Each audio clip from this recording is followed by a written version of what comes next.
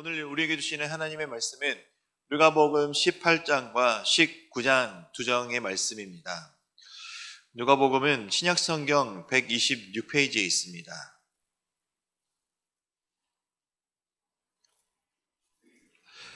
18장 1절에서 8절과 9절에서 14절의 두 문단은 불의한 재판관과 과부의 비유, 그리고 바리새인과 세리의 기도 비유에 관한 내용이 기록되어 있습니다.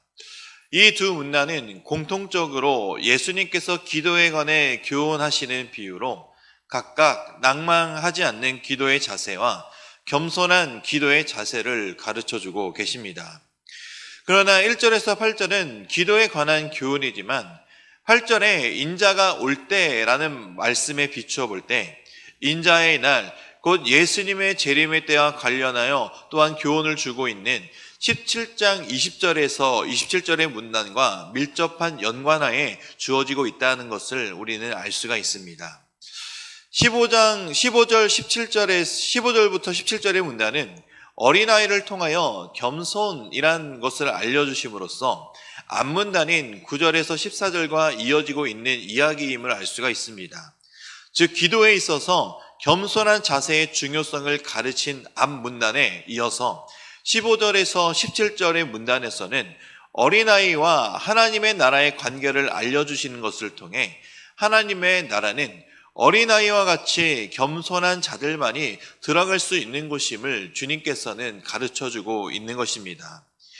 이어지는 18절부터 30절까지의 문단은 하나님 나라라는 주제를 고리로 하여 16절에서 17절의 문단과 또한 연결이 되어지고 있습니다. 앞문단에서 하나님 나라와 어린아이와의 상관관계를 말씀하신 주님은 이 문단에서 하나님 나라와 부자와의 상관관계를 말씀하십니다. 즉 하나님의 나라는 어린아이와 같이 겸손한 자들에게 열려져 있는 곳이지만 재물에 집착하는 부자들에게는 결코 들어갈 수 없도록 닫혀진 성격을 지니고 있다는 것을 양극적인 대비를 보여주시면서 교훈하고 계십니다. 그래서 천국에 들어가는 자는 바로 겸손한 마음을 품어야지 재물에 집착해서는 안 된다라는 것을 우리에게 알려주고 있습니다. 이어서 18장 31절에서 34절에서는 예수님께서 본인이 당하실 순환을 세 번째로 예고하시는 내용이 나타나며 35절에서 43절의 문단은 여리고에서 한 거지 소경을 고쳐주신 사건이 기록되어 있습니다. 이 두 문단은 별개의 사건이지만 문맥적으로는 소경됨이라는 주제로 서로 연결되어 있는 것으로 볼 수 있습니다. 누가는 예수님의 순환 예고에도 불구하고 그 제자들이 전혀 예수님을 이해하지 못하고 있다는 것을 보여줌으로써 이 예수님의 제자들이 영적 소경 상태에 있다는 점을 보여주고 있는 것입니다. 제자들이 주님의 고난과 순환에 대해 무지했던 것은 결국 하나님 나라에 대해서도 그만큼 무지하였음을 반증하고 있는 것입니다.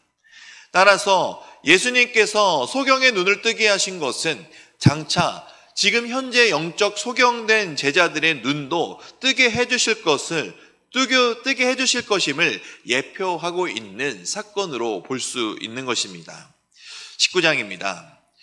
1절에서 10절까지는 세리장 삭개오에 대한 이야기가 기록되어 있습니다. 이 삭개오의 사건은 누가복음의 주제를 매우 선명하게 부각시켜주는 이야기이면서 초림하신 예수께서 이 땅에 오신 이유를 가장 함축적으로 잘 제시해주는 사건이기도 합니다. 바로 예수님께서 이 땅에 오신 목적은 10절에서 말씀하고 밝히듯이 바로 삭개오와 같이 잃어버린 자를 찾아 구원하시기 위함인 것입니다. 11절에서 27절은 열 종과 열 문화의 비유가 나타나고 있습니다. 이 비유는 예수님께서 삭개오의 집에 머무실 때 주어진 것으로 이 비유의 목적은 하나님의 나라에 대해 잘못 생각하고 있는 제자들의 오해를 풀어주시기 위한 목적에 있었습니다. 예수님께서 예루살렘에 가까이 이르시면서 주님이 예루살렘에 입성하시면 하나님의 나라가 당장이라도 이루어질 것이라고 오해하고 있는 제자들에게 이 비유를 말씀해 주심으로써 하나님 나라의 미래성을 강조하고 또 동시에 제자들로 하여금 세상 마지막 날에 주님이 다시 오시는 그날까지 맡겨주신 사명, 즉 복음 전파의 사명을 성실하게 감당해야 할 것을 촉구하시는 비유이기도 합니다. 예수님께서는 상황과 대상에 따라 하나님의 나라에 대한 현재성을 강조하기도 하셨고, 또한 미래에 오실 하나님의 나라의 미래성 또한 강조하기도 하였습니다. 바리새인들은 예수님을 그리스도로서 메시아로서 믿지 않았기 때문에 예수님의 오심으로 이 땅에 하나님의 나라가 이미 임하였다라는 것을 깨닫지 못하였습니다. 반면에 제자들은 예수님께서 메시아이시면서 그리스도이심을 믿었지만 예수님께서 건설하신 하나님의 나라에 대해서는 정치적인 것으로 또는 세상적인 것으로 오해했던 것입니다. 즉 제자들은 하나님의 나라가 임하기는 했지만 아직 완성되지 않았다라는 것을 이해하지 못하고 깨닫지 못하였던 것입니다. 예수님께서 이루실 하나님의 나라는 예수님의 초림하심으로 이 땅에 이미 임하였고 다시 오실 재림으로 완성될 것입니다.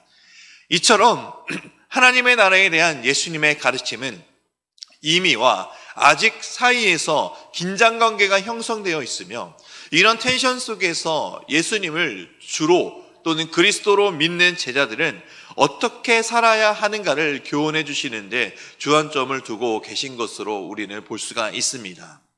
하나님의 나라는 유대인들 뿐만 아니라 사마리아인, 이방인들, 모든 죄인들에게 열려 있는 주님의 나라입니다.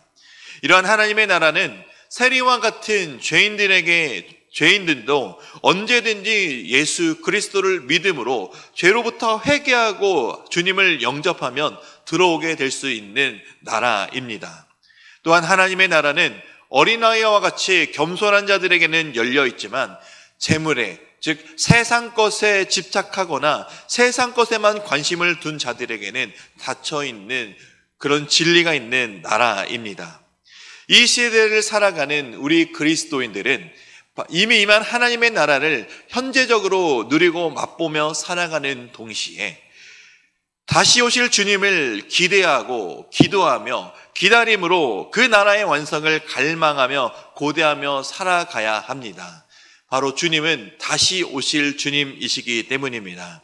그러니 우리는 늘 깨어 기도하며 하나님 나라의 왕이신 주님께서 다시 오실 그날까지 변하지 않는 믿음과 충성, 헌신과 사랑의 섬김을 지키며 복음을 전파하는 데 앞장서며 살아가는 그런 삶을 살아가야 된다는 것을 기억하시며 믿으시며 살아가시기를 주님의 이름으로 축원드립니다. 이제 말씀을 듣겠습니다. 누가복음 18장에서 19장까지의 말씀을 경청하실 때 우리에게 주시는 하나님의 음성을 들으시기 바랍니다. 주의 말씀은 내 발의 등이요 내 길의 빛이니이다. 아멘.